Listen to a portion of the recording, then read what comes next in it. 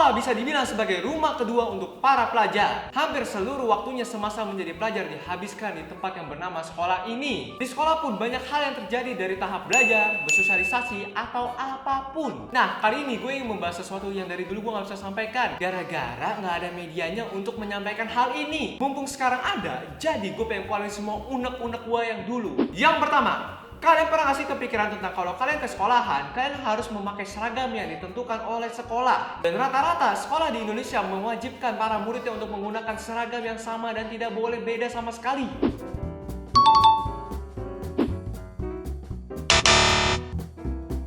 Hah? Gue baru tahu seragam sekolah itu bisa mempengaruhi proses belajar seseorang. Kenapa gue bisa bilang begitu? Buktinya kalau misalnya kalian datang ke sekolahan saat salah seragam atau beda seragam dengan yang lainnya, kalian langsung dihukum atau dikenakan sanksi berupa poin pelanggaran. Hah? Apa? Sudahlah. Kedua, kalian berasa nggak sih di negara kita masuk sekolah itu kepagian? Atau biasa aja?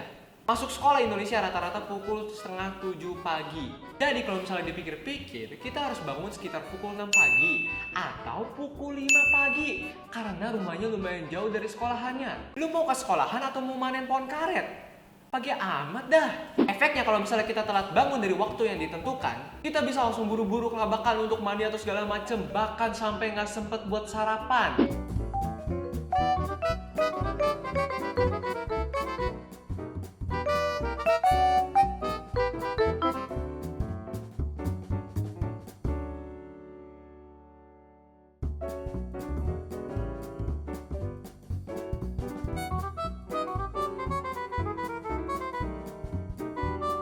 Akibatnya, di sekolah kita mengantuk kalau misalnya tidurnya lumayan malam atau kelaparan. Bisa fokus belajar? Kagak, yang ada malah fokus buat tidur atau mungkin fokus buat mikirin makanan. Setelah itu, malah dikeluarin lagi dari kelas dan dikenain sanksi poin lagi.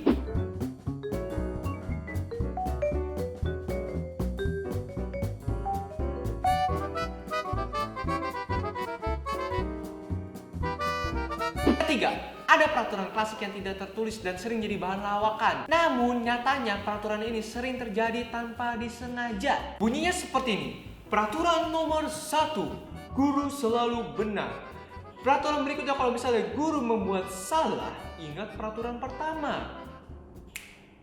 Memang gak semua guru di Indonesia melakukan hal itu. Cuma di sekolah gua ada yang memberlakukan tanpa disengaja peraturan itu. Contohnya saat gua sering datang telat ke sekolah dan akhirnya gua dikenakan sanksi poin sehingga harus dipanggil orang tua gua diocehin oleh guru BK untuk tidak telat lagi. Tapi gue juga bilang, kalau misalnya kalian ingin membuat peraturan, tolong peraturan ini dipatuhi oleh semua oknum, jangan cuma terkhususkan oleh murid. Kenapa gue bisa bilang gitu? Karena di sekolah gue ada guru yang telat juga.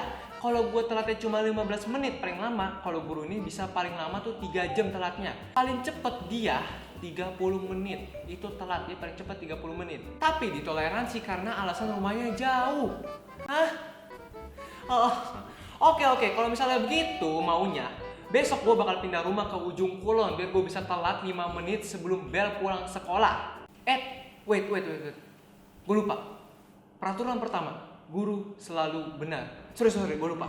Ya, lu benar. Keempat, kita sebagai pelajar dituntut untuk menguasai semua pelajaran yang ada di sekolahan. Mau itu akademis ataupun non-akademis. Kalau misalnya kita tidak bisa menguasai salah 3 atau 4, kita dianggap bodoh. Atau lebih sering kita sebut mendapat merah 3 atau merah 4 dari pelajaran tersebut. Pemikiran macam apa ini? Semua anak mempunyai kemampuannya masing-masing di bidangnya sendiri. Ada yang ahli di bidang akademis, ada juga yang ahli di bidang non-akademis. Itu secara garis besar. Kalau misalnya dijabarkan banyak hal dari akademis maupun non-akademis. Ada anak yang ahli di matematika tapi dia tidak ahli di olahraga. Ada anak yang ahli di olahraga tapi dia tidak ahli di fisika. Setiap anak mempunyai takarannya masing-masing untuk menguasai sesuatu. Tapi sayangnya di sekolahan kita itu dituntut untuk menguasai semuanya yang ada di sekolah itu.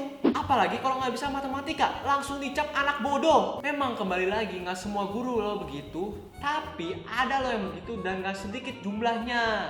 Albert Einstein pernah bilang, everybody is a genius, but if you judge a fish by its ability to climb a tree, it will live its whole life, believing that it is stupid.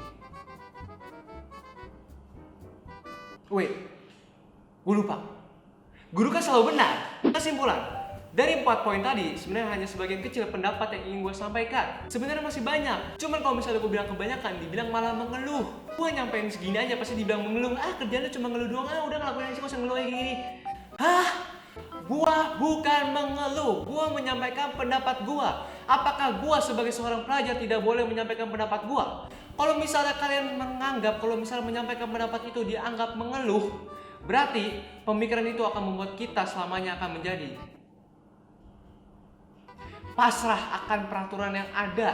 Oke, sekian video dari gua. Kalau misalnya kalian ingin diskusi, kalian bisa komen di bawah. Oke, thank you guys. See you.